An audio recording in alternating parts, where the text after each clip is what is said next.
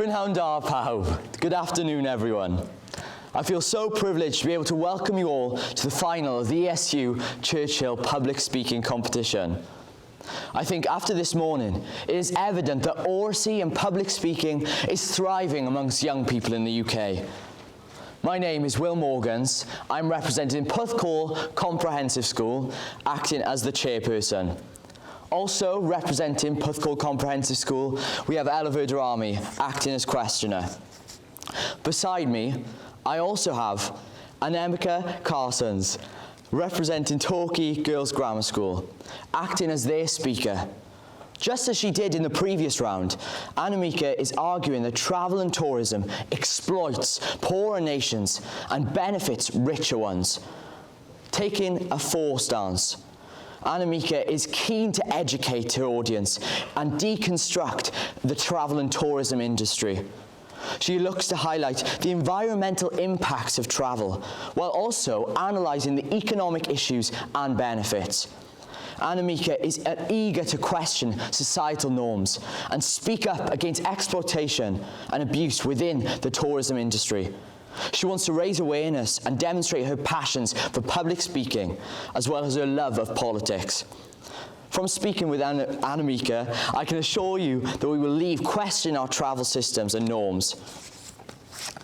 I'd like to express my gratitude and thanks for Annemieke for that extremely relevant conversation earlier that I think has just made me look forward to her speech even more. I'd also like to thank the ESU for this opportunity to speak here today, as I think we all come from a very privileged position that we can develop our voices and find them in public speaking.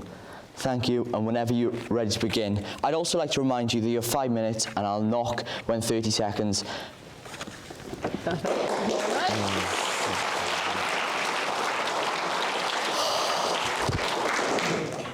Ladies and gentlemen, this is your captain speaking.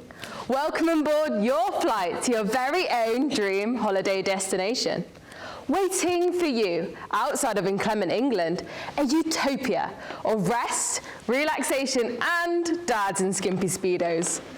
We have some special offers available today, including a private yacht charter, docking out of the newly constructed ports, all at the small cost of environmental devastation. For those wanting to laze in luxury, upgrade to VIP, where the 5-star hotel is kept immaculate thanks to the low-cost salaries of local children. These deals couldn't get any better. So sit back, relax, and join me, Annemieke Carsons, as we jet off on a journey, exploring whether travel and tourism exploits poorer nations and benefits richer ones.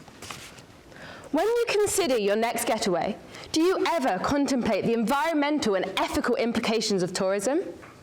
For the majority of holiday makers, the superficial belief that tourism boosts the local economy is sufficient. However, how accurate really is this? At its simplest, tourism does introduce lots of foreign money into these countries' economy.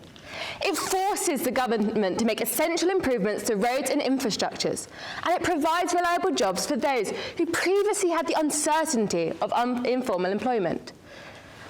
And who better to appear as the perfect solution for these countries' desperate need for foreign money than the international tourists with their hefty wallets and holiday cheer? In Antigua and Barbuda, over 61% of all GDP comes from the tourism sector, and over 84% of all employment is within this. Tourism in these nations also often kick-starts the multiplier effect, benefiting locals both directly and indirectly. It seems perfect, doesn't it? Well, I hate to burst your bubble, but this is just window dressing. When you peel back the facade of a thriving economy, Antigua and Barbuda's sustainability challenges shine through, brighter than your dad's smile when he finds the cocktail deals on the bar menu. The tourism sector on this island is heavily dependent on cruise tourism. This is notable because cruise tourists tend to spend significantly less onshore than land-based visitors do. Similarly, were you aware that over 80% of profit from package holidays actually leaves the host country? Let me emphasize to you that that is only 20% of profit actually going towards the holiday resort. If this is the case, how can we actually say that our vacation spendings are sustainably benefiting a local economy? This is not the only challenge facing these poor tourist destinations. Dare I mention the dreaded COVID-19 crisis, which brilliantly illustrated the dangers of being over-reliant on the volatile industry of tourism. It only takes one natural disaster, health concerns, or simply a change in trend to leave a previously thriving holiday resort destitute. We are so focused on facilitating tourists, we fail to see the detrimental impact our actions actually have on a country. Look at the Cayman Islands. To make way for more cruise ships and guests, the government have proposed ideas to destroy the vibrant coral reef and replace it with ports and piers. Isn't it ironic? The government, in hopes of attracting more tourists, are destroying one of the main selling points of the area, which normally entices the visitors to come. So what is the plan? Destroy more natural habitats to facilitate more tourists? Use up the resources of an area and cause irrevocable damage to their environment? Is this really the way forward? High levels of pollution from travel congestion, planes, and also hotels cripples the natural beauty of an area, leaving residents in despair. Tourism does play a crucial role in the economic development of many LICs and NEs, and it would be disingenuous of me to ever suggest that it doesn't. However, tourism ought to be implemented in a way that commercial enterprises sustain and help the country's natural and cultural environment, rather than exploiting it for personal and financial gain. So, while wealthier countries are benefiting from cultural enrichment and international tourism schemes, poorer nations are left picking up the abandoned sun cream bottles, broken glasses, and litter left behind. They are left trying to sew back together the rip tearing through the social fabric of their homes. All the while, they are sat in factories producing the holiday junk for the next affluent family. And the sad truth is, we simply do not care. This is your captain speaking. We now have arrived at your destination. On behalf of the whole TGGS cabin crew, I thank you for your journey with us. We hope you enjoyed it, and we wish you safe onward travels, no matter the actual costs.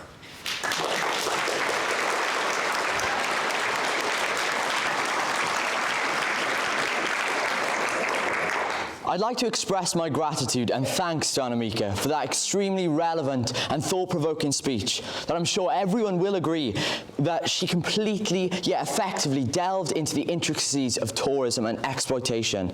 I was interested in her use of sarcasm and dramatics during her speech. She asked rhetorical questions and challenged our audience's beliefs. Annemieke spoke about the economic benefits of tourism and the real impacts of finding and protecting local communities. She analysed where profit goes and the challenges and issues in smaller communities abroad. She spoke on the direct detrimental impacts in the Cayman Islands and the destruction of the natural world and the overuse of resources. She put a focus on the damage and pollution the travel industry causes. I'd like to once again congratulate Annemieke on her presentation. I would also like to welcome Porthcawl Comprehensive questioner Ella in challenging Annemiek's debate, providing probing questions and expanding our knowledge on tourism through her questions. Whenever you're ready, both. I'd like to thank you for your really interesting speech. I just wondered whether you'd considered any other forms of travel in your speech. The majority of your speech focused on travelling as in holidays and leisure, but I wondered if you thought about travel as in immigration, migration. My family, myself, were immigrants from Italy. They immigrated, all of my 8 grandparents immigrated from Italy because of economical struggle in their country. Why do you not think that people who are struggling economically in a country deserve to be able to travel somewhere else, such as Wales and England, to have better resources and make a better life for themselves. Oh, 100%. I don't think it's fair for anyone to have a low quality of life.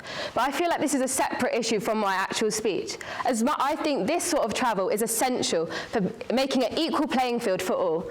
But my focus on the thing is wealthier families going on holiday and the damage that causes, not immigrants who deserve to travel to better countries that can help them in their future. Thank you. You also mentioned in your speech, which I found particularly interesting, COVID-19 and the impacts that had on travel. And obviously that was massive. I mean, we couldn't leave our houses, let alone go abroad on holiday. But when we also look at the devastation that this caused for millions of families and people who lost their jobs over Zoom because, quite frankly, companies couldn't afford to pay them, when we look at this, why would we ever want this to happen again by almost limiting travel and holidays? People are going to lose their jobs over this, surely. It's an interesting point you bring up. My idea is not to rob jobs from people, but more open them up in different sectors, which is not dependent on international money. I want people to feel safe within their job in a local sense, rather than having to cling to the money from international tourists, which often don't actually benefit the country themselves. I want them to have jobs in sectors where they feel confident and dependent on their own economy and local surroundings. I'd like to hear more of your opinions on how we can actually implement people, not wanting to go on holiday as much, because really I can't see this happening. Are you proposing that we entirely stop travel for leisure, or are you proposing that we make more regulation around travel to these countries? I'm no way saying any of you should set aside your holiday plans. I myself do love a holiday. However, I think there are three main things we need to focus before we go on holiday. How is your trip affecting the economy, environment, and social well-being of the area you're travelling to? There are simple ways we can combat these issues. Economically, look, when you go out, are you going to local restaurants, staying in local hotels? If not, maybe you should be looking at this, as this is more beneficial for a country. Environmentally, make sure you're not making unnecessary journeys or by car or taxis. Instead, see if you can walk on foot to these areas. And do not leave litter behind in these valuable environments. Instead, take it back to the hotel with you. And socially, I think we need to look at the culture, immerse ourselves in it, but do not gawk at it as if they are animals in a zoo. We need to educate ourselves on the heritage and the culture of these areas and not exploit it for our own satisfaction while on holiday. For my final question, I'd just like to ask you, you mentioned the drastic decisions these countries are making to entice more travel. Don't you think this is a sign that they therefore do need the tourism? Like for our own country, I mean, we massively exploit our royal family for tourism, such as how other countries exploit things such as their beaches and their coral reefs. If they didn't want the tourism, they would surely just stop it themselves. And I guess what you've said is the sad nature of the situation. These countries are so dependent on tourism for their sector that they do not have the availability to feel and enjoy their own local area. Well, instead, they have to exploit it for the affluence, satisfaction and pleasure. And actually, that is the problem. They need to be able to build on their own culture and own environment and feel safe within this and not make it all about tourism. What I hope is that we can take away from this is that instead of putting all the profit from tourism back into tourism, instead focus on areas that actually need the improvement. I myself am from Torquay. The English Riviera is known as a seaside resort for tourists.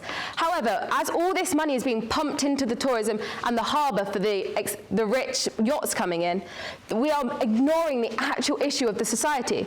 Torquay has the worst rate of child poverty, the second worst rate for children in care, and we have a serious drug and alcohol problem. Clearly, the government is too focused on making the rich tourists happy and are not focusing on the locals themselves, and that is the issue. What I want to bring awareness is we need to focus on protecting a local environment rather than exploiting it for the rich. Thank you very much for your answers. Thank you both.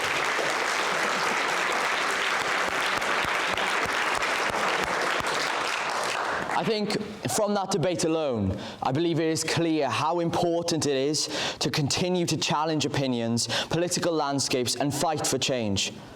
I would like for us to fully appreciate both the probing questions from Ella and the intricate, fully supported answers from Annemieke.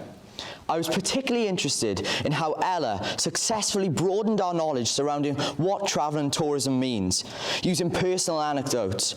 Annemieke responded by discussing equality and the collective negatives of travel. Ella spoke on employment and the COVID-19 pandemic. Annemieke responded carefully and suggested about saving employment. Annemieke also mentioned how to combat environmental and economic issues when travelling. She spoke about, instead of exploiting cultures, immersing yourself in it. I would like to now open up the questions to the audience for further challenging of Annemiek's debate. Yes, in the middle there.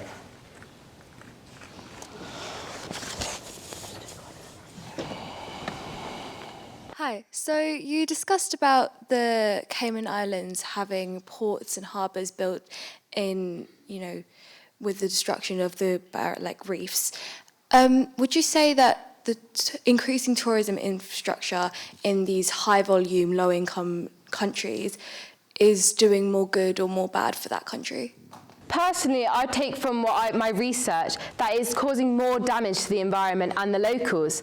There is an increase in crime in these countries as tourists and locals are competing for minimal resources these areas have. And that is the problem. I don't think that is good. They are building the ports in hopes of bringing more tourists, but that is going to carry with them so many more problems. So I just don't think that there can be seen as a good outcome from this investment. Yes, in the front there.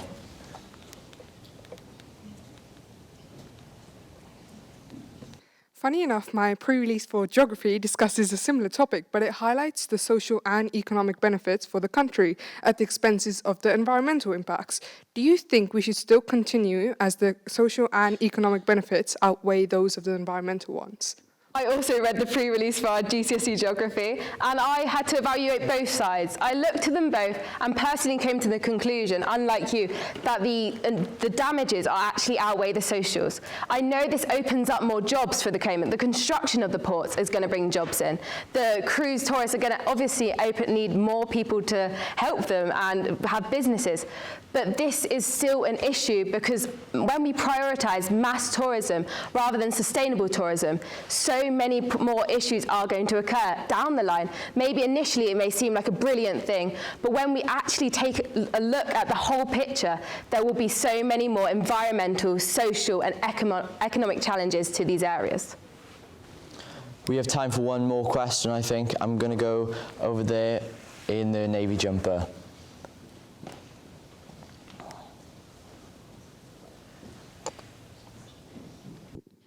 Thank you. Sorry, in nations where animal poaching has been an issue, things like safaris and eco-tourists have provided a lot of funding to things like conservation.